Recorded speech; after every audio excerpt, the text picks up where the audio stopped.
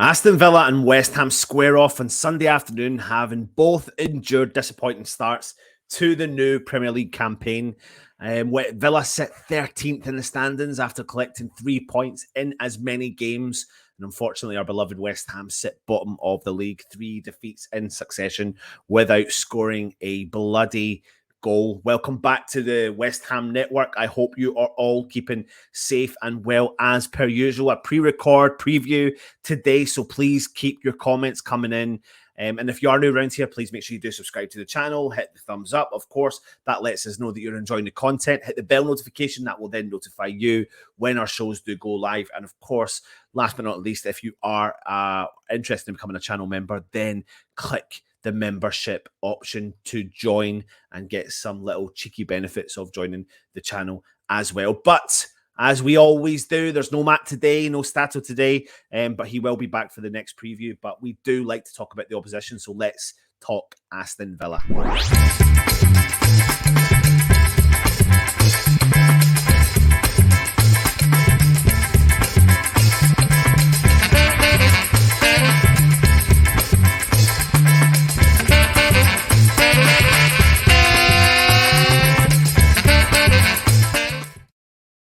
Unfortunately, we got a chance to go and catch up with Nilesh from the Villains together to give us his point of view from an Aston Villa fan. Hi, it's Nilesh here from Villains Together. Hope all is well. I am here to talk about the up-and-coming game on Sunday with West Ham. This is going to be an interesting game for Villa. Definitely an interesting game. I'm right in saying I think for all Villa fans right now, we just want to see a result. We want to see a result. We want to see a win today on Sunday. Definitely want to see a win. And also we want to see a positive performance from us. We've not been great in the league. Crystal Palace wasn't a great game for us at all. We should have done better. We didn't perform at all. And we need to do a lot better on Sunday. Definitely. It was great to see us win in the league. In the cup. Which was great. I know it was a great performance as well. It was good. I know it was against Bolton, but we still need to win them type of games to further ourselves in the cup. So yeah, it was good, and it was good to see people coming off the bench like Leon Bailey and scoring a great goal. Because players like that we know have potential. So we want to see them type of players produce in the league and really show their potential. We are playing West Ham. I know the bottom of the league right now. They did start off playing with Man City, which is a tough game for anybody in the league right now.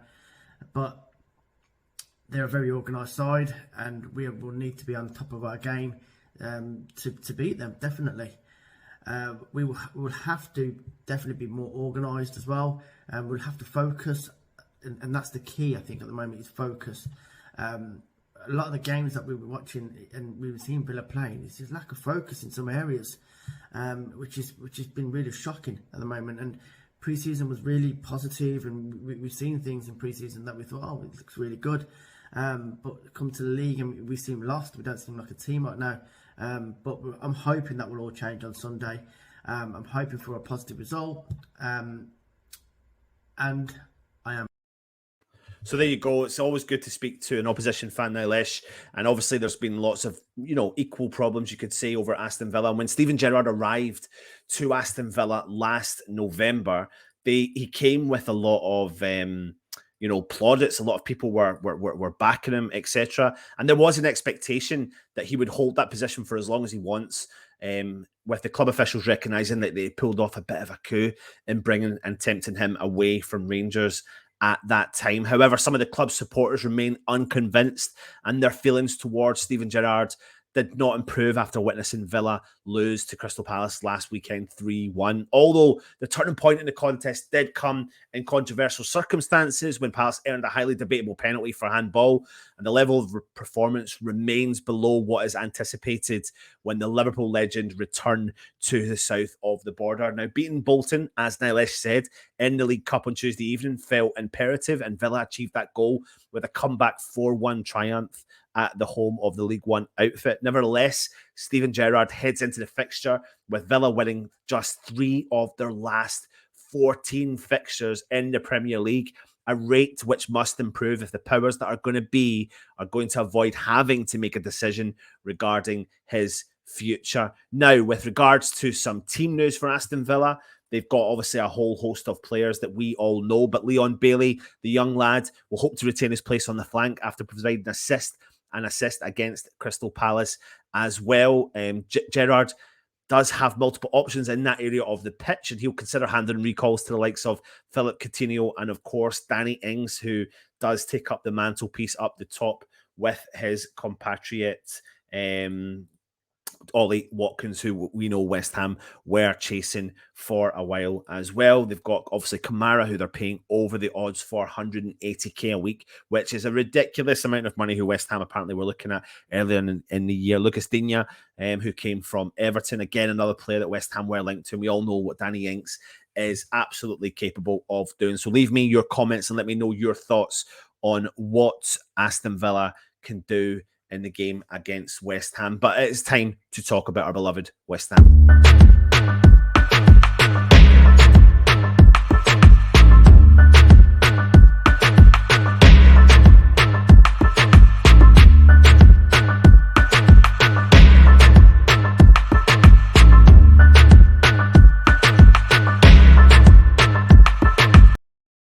So first things first, we need to go through the press conference. Now, I'm not going to talk about any of the new signings, any of the transfers. We've done that over the last few videos. I'm not going to talk about the European draw because we've done that as well so far. But I'm going to tell you some of the other things that David Moyes did say, which was in the show that Russ did yesterday. He says about the job being so far. He says, I'm really pleased with how we've brought the club on over the last 2.5 years. We really knuckled down, kept at it, and the players have been fantastic. We're trying to be one of the big clubs. We want to be a big club in the transfer market. The club does a lot of work in the community in East London, but ultimately the results are what will drive it all. I completely agree with you there. He goes on and talks about Scamacca. Of course, he's been knocking on the door for a start for a while, and it's about getting him the fitness to play games at the Premier League level. We're looking forward to working with him for a long time, and we don't need to rush him, but he is getting ready. Now, I want to kind of briefly talk to you about this man Scamacca and what he potentially could bring to West Ham, and what I've kind of seen that he can bring to West Ham as a player, and what the comparison is like if you say have someone like Antonio in the side. So I'm going to bring up a bit of analysis from the game against Brighton in particular, as you can see here. Now, hopefully you can see my little blue marker. There's Benrahma coming out onto the left wing, and he's going to collect the ball out on the left wing. And you've got Antonio, I'm not saying he's jogging. He is running at a reasonable bit of speed. However, he is being marked by that defender. Then I'm going to click on to the next page, and then you can see, obviously, Benrahma's got the ball here. But the issue you've got is that Antonio's not ahead of any of the defenders. He is, in theory, being marked by 2 of those defenders, this guy here and this guy here. He's not getting in front, and he's not giving our midfielders an option here. You've got Jared Bowen and, of course, Tommy Soucek running behind him, but then it's just like clogging up. It's a clogging up system, and Brighton have got many, many bodies back there as well to manage the thing. So it forces Benrahma to take a shot from distance, which is fine to a certain extent, but from your striker, you're definitely wanting a bit more interaction, a few more runs made here, there, and everywhere. And then this next spell in the second half, when we're down 1-0, is Benrahma plays the ball through to Tommy Soucek, as you can see in the middle of the park. His back is to goal. But the other problem I've got here is that you've got Antonio just behind him, and his back is to goal as well. And that's one of my biggest concerns. Is I don't mind sometimes when someone's playing there with their back to goal, but not in that position, because in that position, you'd rather that further up the field, but not there. And that's, I suppose, down to the fact that maybe he doesn't have that natural born instinct as a striker. However, I'm not dissing him. I love him. I think he's great, but I think we need to maximise him in different positions moving forward. So it's not really giving West Ham an option there. And as you can see, we're overlapping out on the right-hand side, but Souček's backs to goal, and there's no progressive passing there. And this is what the difference maybe someone like Paqueta coming in could offer to West Ham. However, let's have a look now at what happens when Scamacca comes onto the field. You can see here the ball's getting played through to Jared Bowen from Declan Rice. You've got Ben Johnson overlapping there. He's got space down the right-hand side. But let's just take a look now at Scamacca's positioning. He has facing forward, and you can see he's on his toes, and he looks like he's about to make a run, which is going to cause these defenders any form of concern. So if I go into the next phase of play, look what happens here. Jared Bowen collects the ball. Scamacca is driving forward, pulling this defender out and allowing these two players here. As you can see, there's one only marking two of our players because this guy here is in no man's land. And that's all because Scamacca's on his toes, making the forward run, giving Bowen an option moving forward. This is another example of what Scamacca is offering us. He's in the box. He's lively. Ben Johnson's got the ball. He's overlapping. Look, Scamacca has now got two markers on him because they're now starting to struggle with what he is capable of doing. And they understand the only way we can try and mark this guy is because he does have, if he's got two defenders on him. So you can see the big difference. And this is why, one of the main reasons why I want West Ham to really, really consider bringing Scamacca into the starting lineup. It's definitely time. You know, I don't want to be hearing things about people saying he's not ready to start the game, but he is absolutely more than capable and absolutely ready to start that game 100 million percent, definitely. So let's see what happens for the predictions. We will come on to that in a second. And David Moyes has brought himself more time in West Ham's dugout. Of course he has. He's going to be here for the long time. But, you know, we've been successful for the last 2.5 seasons, as he mentioned as well. But the level of investment has upped the stakes. Obviously, that has. We've brought in 7 players. We're about to hopefully bring in our 8th player.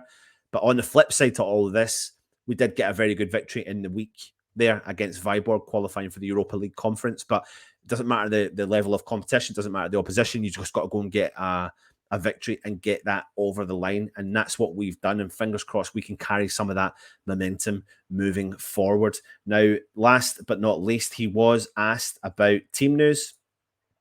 And he then went on and he said, we're getting people back fit. I don't think we've picked up any issues from our midweek encounter. So hopefully we will be okay. Now, other bits of news is obviously we've brought in Emerson Palmieri. Will he start? I'm not sure. I don't see him getting an immediate debut at left back. I think that will take a while for that transition. I think we're going to see Creswell, and if anything, it's going to provide really good competition down that wing. And will Saeed Benrahma keep his position in the team? That will definitely make for interesting reading. Now, I'm going to ask you, if you are watching, to name your starting 11 by putting it in the comments section just now. So put your starting 11 for the game against Aston Villa.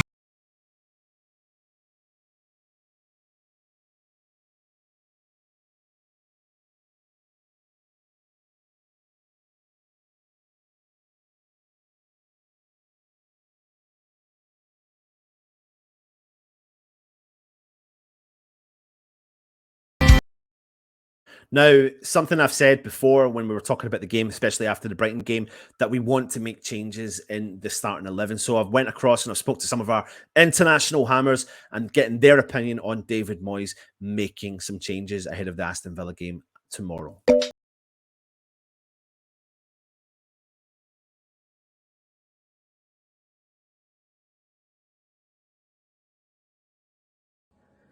Moyes has to change the start. Moyes has to change the starting lineup for the Aston Villa game. I think it's pretty obvious for everyone to see. We've got a good result in Europe last night. We threw to the UEFA Conference League group stage, which is something we were expected to achieve. There's no doubt about that. But I just don't buy the whole bedding in of our new signings. You looked at Scamacca, Maxwell Cornet, they're sharp, they're ready to go. So far this season, we haven't scored a goal in the Premier League, which is alarming. Yes, we had our chances against Forest, particularly, and I think we were a tad unlucky, that's for sure. But going forward and in the midfield, we've been lackluster. We've been found out. I mean, you look at Ben Johnson's interview on Sky Sports recently where he speaks about, the fact we've had 2 good seasons in a row and teams have started to notice West Ham a lot more and investigate us.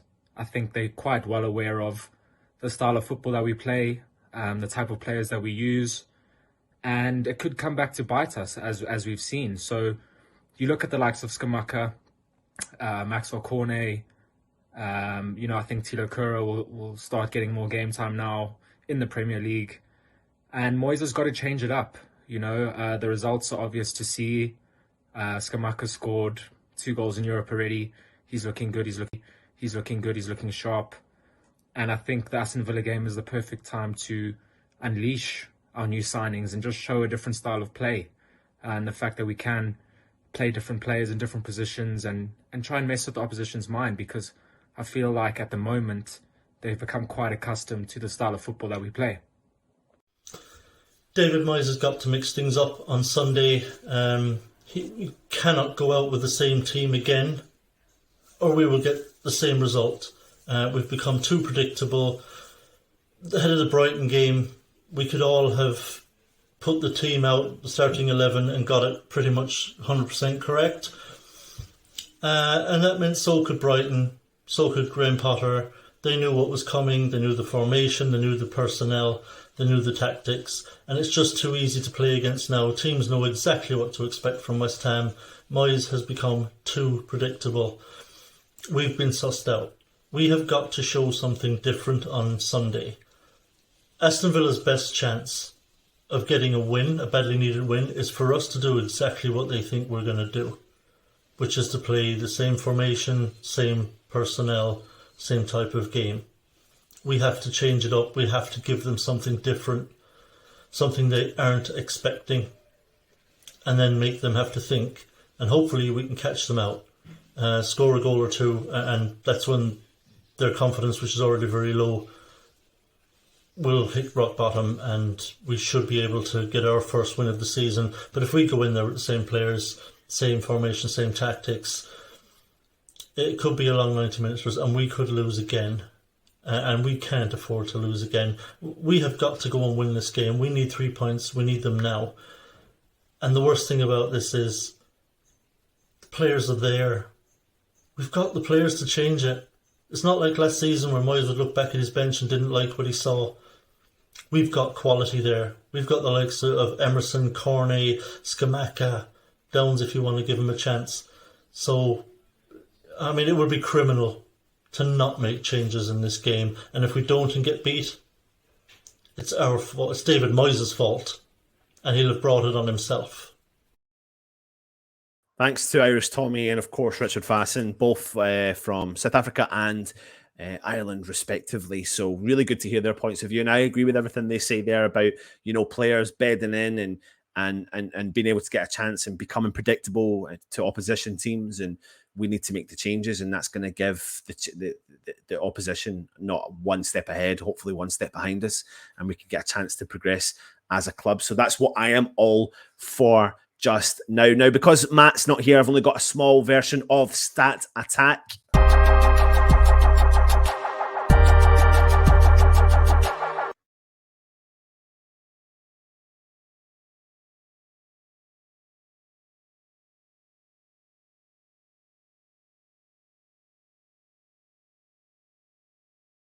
Six of our last 7 away matches in the Premier League. We have won our last 4 matches against Aston Villa in all competitions, and West Ham have been losing at both halftime and full-time in our last 3 matches as well. We have failed to score in our last 3 matches in the Premier League. Aston Villa have seen over 2.5 goals in the last 4 matches against West Ham in all competitions, and we have scored at least 2 goals in our last 4 matches against Aston Villa in all competitions. So there is your very brief, small, straight to the point stat attack for you. Now, as I go ahead and start building this team for you and who I'd like to see in West Ham's starting 11 against Aston Villa. So we'll go first up here. Let me put myself in the position. I think Moyes will stick with Fabianski. I don't think there's any point in trying to beat about the bush here. I think he seems to be we're going to see that transition at some point this year. Ariel is going to be getting a lot more game time, so I don't think he's concerned.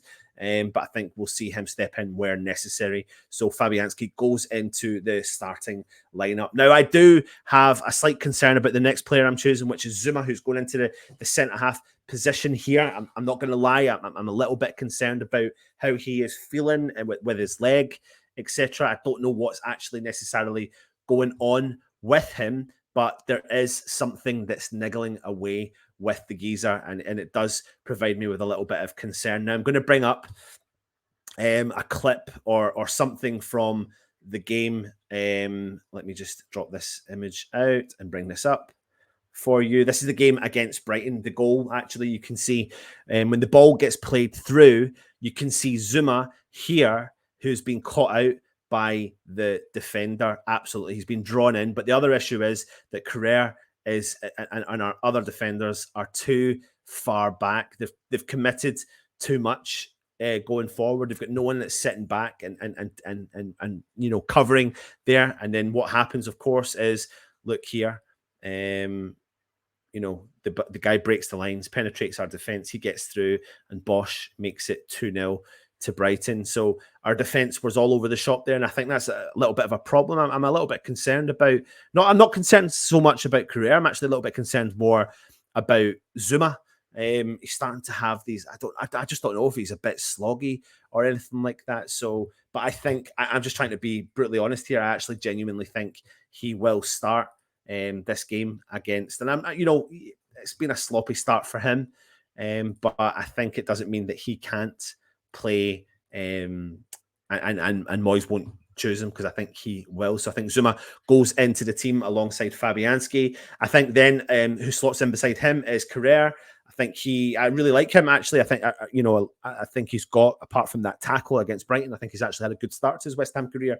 And I think he's only but going to get better. He obviously prefers to play a bit further out rather than straight through the middle of the defence. But I think he definitely is a progressive type player. Now, of course, at left back, you've got Emerson Palmieri. Will he start or will he not? I don't think he will. I think he's going to be a bit more time bedded in. So I think Creswell then will maintain his position in the team at the left back. But now he looks over his shoulder and he sees a player who's an Italian international, who's won the Euros, who's won quite a lot, chasing over his shoulder to try and get into that team. Now, right back, though, is an interesting one. Sofal will be missing, we believe. So Johnson definitely slots in there. And I think we definitely need that pace and his ability to get forward. We've seen some of the balls that he was putting into the box for Scamacca in the game against Brighton, and of course in the game against Viborg. Declan Rice returns to the starting lineup, obviously from missing the Viborg game in the playoffs, so he jumps into that middle of the park, and I think he will be supported by Tommy Souček because he's had a good performance against Viborg midweek as well. But leave your comments in and let me know your thoughts. Would you like to see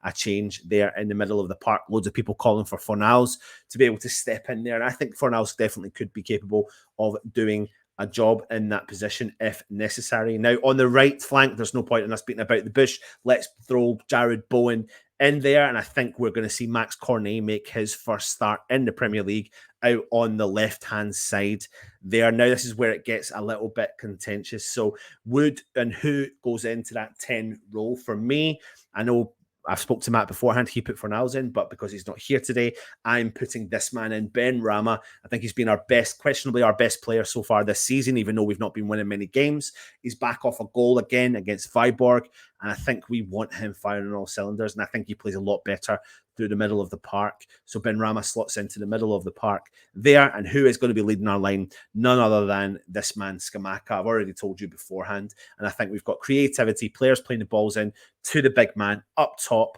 to give us a really strong goal threat. We need to get goals this week because we've not scored a goal in the Premier League, so we desperately need the goals. So there's my starting 11 for the game against Aston Villa. Please leave your comments in the comment section and let me know your honest thoughts as well about your starting 11 ahead of the game tomorrow. Now, what I'd normally do is ask you for your predictions. So if you can, please start putting your score predictions in the chat just now.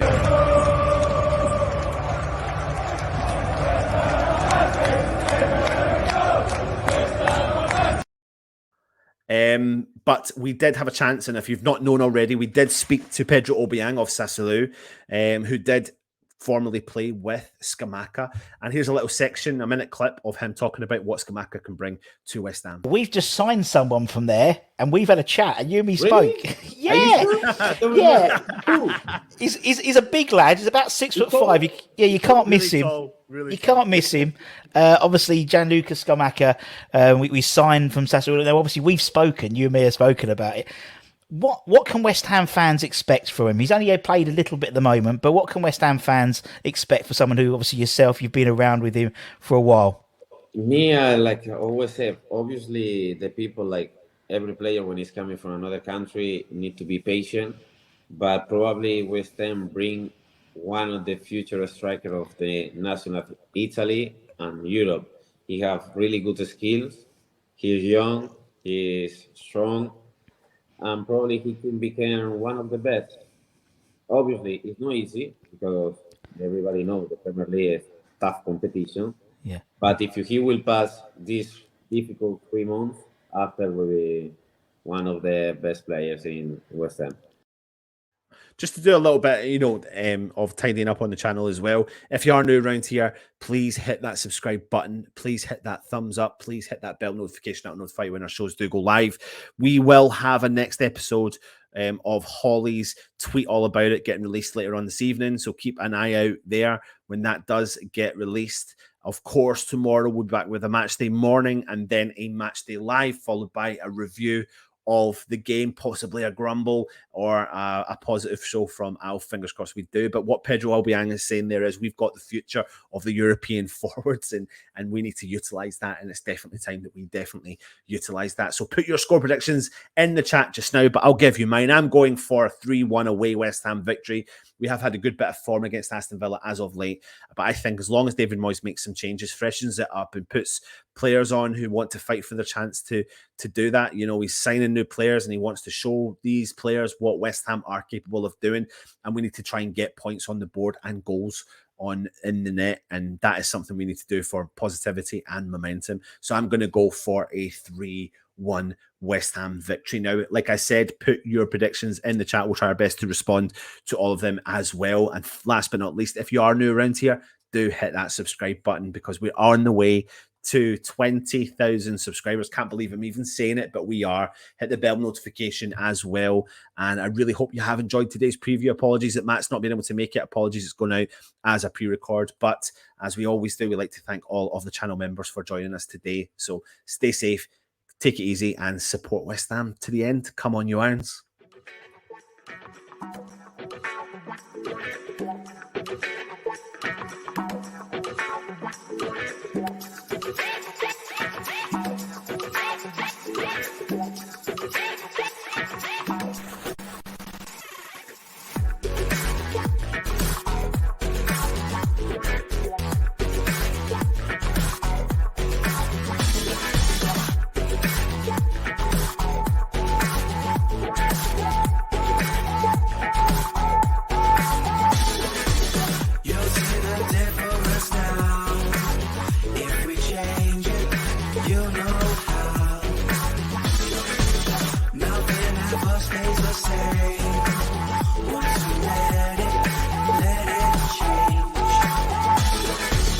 It's like a family tree.